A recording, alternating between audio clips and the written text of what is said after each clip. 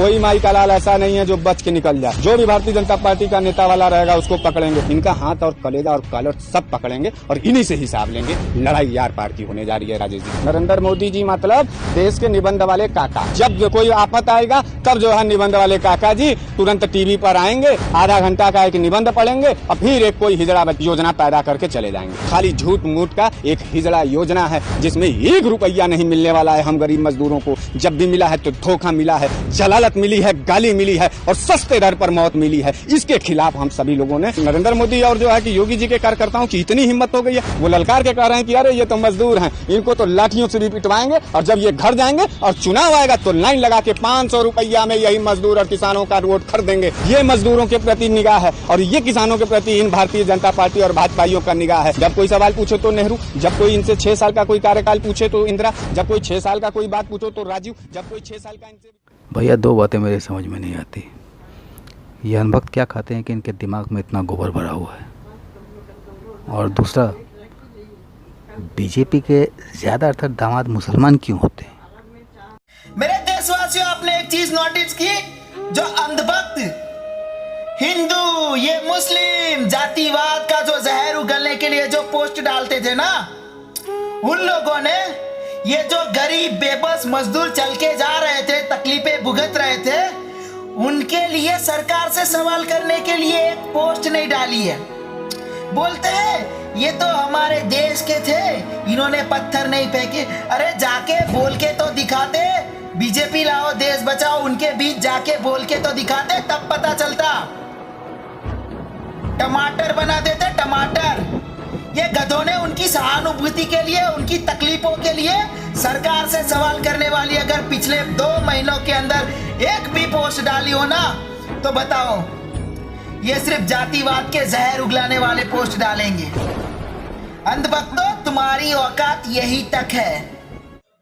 ये देखो भाई, एक और अंधभक्त इतनी गंदी लैंग्वेज यूज करते हैं। तुम्हारी गलती नहीं है भाई, ये जो तुम गोबर खाते हो ना, ये मूत्र पीते हो, ये उसका असर है।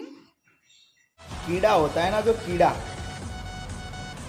अगर अंधभक्तों के मुंह में होता ना, तो कोई डॉक्टर या डेंटिस्ट को बोल के निकलवा लेते, पर कीड़ा उनकी, खैर छोड़ो। कैसे हो सभी? अबे कमीनो, गलत कमेंट मत करना कोई।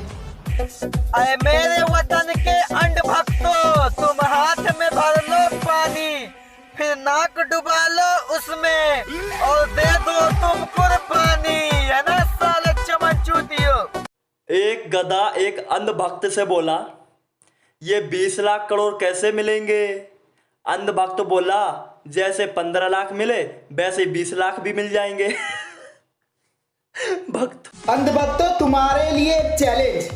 तुम नारा लगाते थे ना, बीजेपी लाओ देश बचाओ, यही नारा जो मजदूर सड़कों पे चल रहे ना, उनके बीच में जाके लगा के दिखाओ। मान लूंगा बस। भक्तों, तुम्हारे लिए ही था, यहाँ लो या कहीं और, लेना जरूर।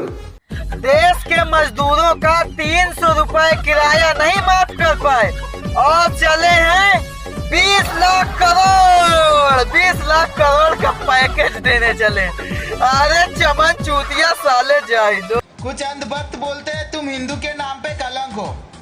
मैं पूछता हूँ, हिंदू होने के लिए भाजपा के तलवे चाटना जरूरी है क्या अंधभक्तों?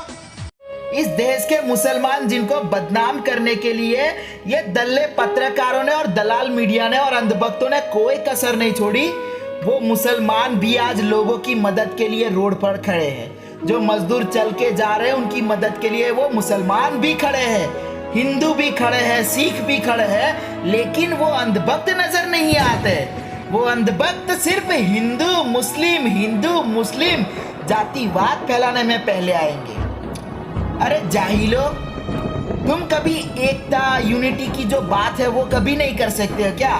कोई समस्या से हर जाति हर समाज के लोग मिलके कैसे लड़ सकते हैं, उसकी बात कभी अंधभक्त नहीं करेंगे। ये लिख के ले लो। अंधभक्त एक गाना सुना है, वतन वालों वतन ना बेच देना, और एयरपोर्ट नीलामी पे है, बचा लेना अंधभक्तों। हम बोलेंगे तो आप बोलोगे कि हम तो चमचे हैं। अंधभक्त नहीं गधो, देशभक्त बनो। वतन वालों